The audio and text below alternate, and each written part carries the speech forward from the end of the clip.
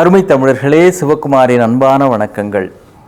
நம்முடைய பிள்ளைகள் இந்த தலைமுறையில் ரொம்ப புத்திசாலிகளாக இருக்கிறார்கள். அவங்க வயசில் நாம் எப்படி இருந்தோமோ அதை போல் பல மடங்கு திறமைகள் உள்ளவர்களாக, அறிவாற்றல் உள்ளவர்களாக இருக்கிறார்கள். சாதிக்க துடிக்கும் வேகம் உள்ளவர்களாக இருக்கிறார்கள்.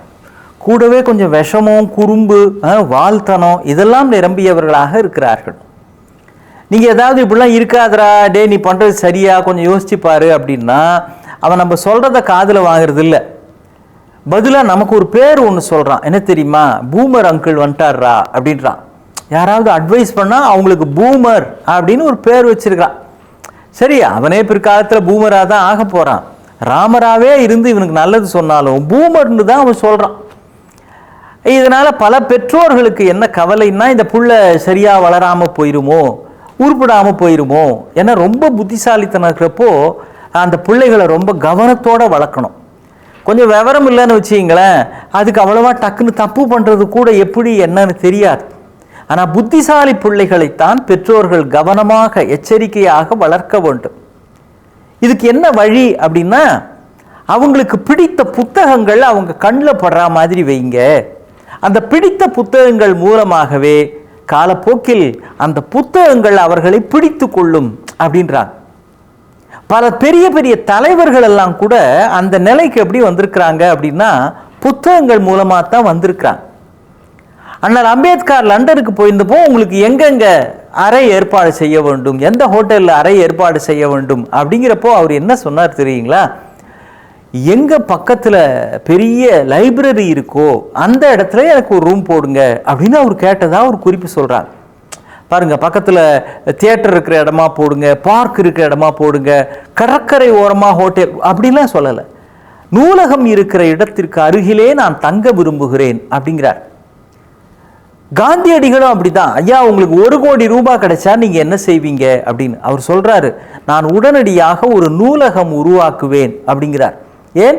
அது பலதரப்பட்ட நூற்றுக்கணக்கான நல்ல மக்களையும் உருவாக்கும்.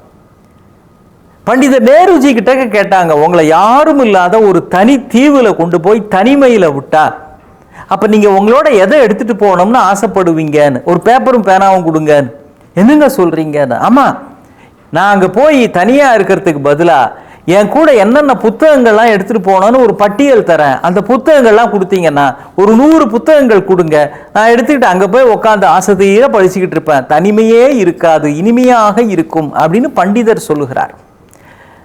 பகத்சிங் தூக்கிலே போடுவதற்கு முன்பு கூட புத்தகம் படித்து கொண்டிருந்திருக்கிறார். பகத்சிங் வரலாற்றில் பார்க்குறோம். நம்ம அறிஞர் அண்ணா இறுதியில் அவருக்கு அறுவை சிகிச்சை செய்கிறப்போ ஒரு 2 நாள் தள்ளி வைக்க முடியுமா அறுவை சிகிச்சைக்கான நாளை அப்படின்றார். எதனால், ஏன் கேட்குறீங்க? இல்லை, ஒரு புத்தகம் ஒன்று படிச்சுட்டு இருக்கிறேன், அது முடிக்கிறதுக்கு இன்னும் கொஞ்சம் பக்கங்கள் இருக்குது, படித்து முடிச்சுட்டு அப்புறம் வச்சுக்கலாமேன்னு கேட்குறார். அப்போ மிகப்பெரிய தலைவர்கள் எல்லாம் கூட தொடர்ந்து நல்ல புத்தகங்களை படிக்க படிக்க படிக்கத்தான் மெருகேறி இருக்கிறார்கள், சிறந்த நிலையை அடைந்திருக்கிறார்கள். அவர்களே அப்படி ஆகிறார்கள்ங்கிறப்போ நம்ம பிள்ளைங்க நல்ல நிலைக்கு வர வேண்டும் என்றால் மறக்கவே கூடாத, தவிர்க்க முடியாத முக்கியமான விஷயம் நல்ல புத்தகங்கள் அவர்களுக்கு கிடைப்பது போல் படிக்கிற ஆர்வத்தை, பாடப்புத்தகத்தையும் தாண்டி படிக்கிறவர்களாக அவர்களை ஆக்க வேண்டிய பொறுப்பு கண்டிப்பாக எனக்கும் உங்களுக்கும் இருக்கிறது. அமெரிக்கா சுதந்திரம் பெற்ற பிறகு முதலிலே 2 பேருக்கு தபால் தலை வெளியிட்டார்கள். அந்த இருவரில் ஒருவரை பற்றி தான் இப்பொழுது நான் சொல்ல விரும்புகிறேன். அவர் சின்ன வயசில் இருந்தப்போ, இதில் என்ன பெரிய சஸ்பென்ஸ்ன்றீங்களா? சரிதான், மிகப்பெரிய அறிவியல் மேதை பெஞ்சமின் பிராங்க்லின், அவருக்கு தான் முதலிலே வெளியிட்ட 2 தபால் தலையில் ஒன்று அவருடையது. அவர் ஒரு அச்சுக்கூடத்தில் தான் பணியாற்றி இருக்கிறார்.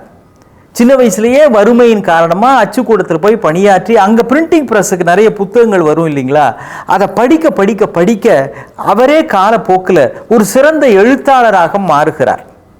பல ஆய்வு கட்டுரைகள்லாம் வெளியிடுகிறார்.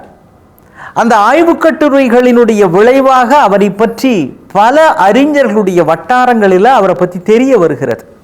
நம்ம இன்னைக்கு செயற்கை உரம் அப்படின்னு ஒன்று நிலங்களுக்கெல்லாம் நம்முடைய விவசாயிகள் பயன்படுத்துகிறாங்களே, அதை முதலாக கண்டுபிடிச்சவரே அவர் தான். இந்த நாட்டிலே மிகச்சிறந்த இளைஞர்கள் உருவாக வேண்டும் அப்படிங்கிறதுக்காக அரும்பாடுபட்டு அவர் ஒரு பல்கலைக்கழகத்தையே உருவாக்குகிறார். அதுதான் பென்சில்வேனியா பல்கலைக்கழகம். அது மட்டும் இல்லை, அப்படி அமெரிக்கா சுதந்திரம் பெற்ற பிறகு தபால் தலை வெளியிடக்கூடிய அளவிற்கு அவர் என்ன செய்கிறார் என்றால், அந்த நாட்டினுடைய அரசியல் அமைப்பு சட்டம் இருக்கிறதே, அதை உருவாக்கியது அவருடைய தலைமையிலே அமைந்த குழுதான். அந்த அறிஞர் குழு, அதை வழிநடத்துகிற பொறுப்பு அவருடையது.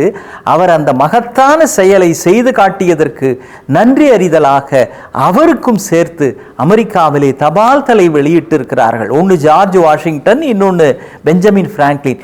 இவ்வளவு பெருமையும், அதுக்கு தான் வர, இவ்வளவு சிறப்பும் உங்களுக்கு எப்படிங்க வந்தது அப்படின்னு கேட்குறாங்க. அவர் சொல்லுகிறார், அச்சுக்கூடத்தில் இருந்ததில் இருந்து தொடர்ந்து நான் படித்து வந்த புத்தகங்கள் தான் என்னை இந்த அளவிற்கு பொலிவோடு ஆக்கி இருக்கிறது அப்படின்றார்.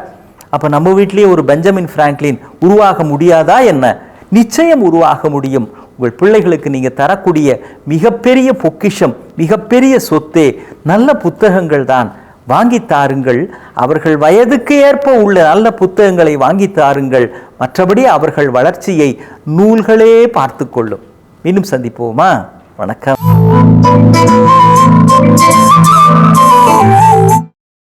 இன்னும் பல வீடியோக்களை காண சன் லைஃப் சேனலை சப்ஸ்கிரைப் பண்ணுங்க.